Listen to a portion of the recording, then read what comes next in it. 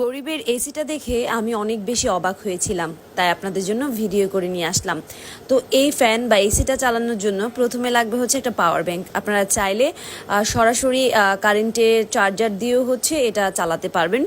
প্রথমে আমি পাওয়ার ব্যাংকের কেবলটা অ্যাড করে নিচ্ছি, তারপরে হচ্ছে এই পাশে সবগুলা বাটন সুন্দর করে দেয়া আছে।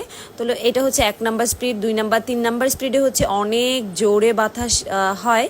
এই ফ্যানটার উপরে একটা সুন্দর সাদা বক্স দেখতে পাচ্ছেন। সেই বক্সের মধ্যে আপনারা যদি আইস বা ঠান্ডা পানি ঢেলে রাখেন, এই বক্সটা পুরো ভরে রাখলে সারা রাত হচ্ছে আপনাদের চলে যাবে। তো ঠান্ডা পানি ঢেলে আমি বক্সের ক্যাপটা বন্ধ করে দিলাম। এখন হচ্ছে এটা যে সুইচটা সেটা 5টায় অন করে দিলাম। তো এই পাশ দিয়ে হচ্ছে পুরো ঠান্ডা বাতাস, মানে কি বলবো, অনেক সুন্দর বাতাস আসতেছিল, যেটা একদম এসির কাজ করতেছিল। রুম মুহূর্তের মধ্যে একদম ঠান্ডা হয়ে গেছে। এই ফ্যানের আরেকটা ইন্টারেস্টিং ধাপ হচ্ছে এখানের মাঝখানটাতে একটু টিস্যু দেওয়া আছে, আর এটার মধ্যে যদি আপনি একটু বডি স্প্রে বা রুম স্প্রে দিয়ে রাখেন, আর এটার উপর একটা ক্যাপ বন্ধ করে রাখতে হয়।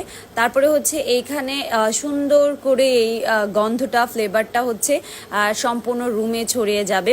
তো ব্যাপারটা আমার কাছে এত ভালো লেগেছে আর মনে হয়েছে এটা আপনাদেরকে জানানো উচিত। আর এটার প্রাইস নিয়েছিল হচ্ছে মাত্র 2000 টাকা। এটার কোয়ালিটি, পারফরমেন্স সব কিছু খুবই ভালো। তো যার কারণে ভিডিওটা করে নিয়ে আসছি। তো আপনারা যারা যারা এটা কিনতে চাচ্ছেন তারা ইলেকট্রনিক্স দোকানে যেয়ে খোঁজ করতে পারেন। আমার যতটুকু জানানোর ছিল বা আমার জানা ছিল সবটা আপনাদেরকে জানিয়ে দিয়েছি।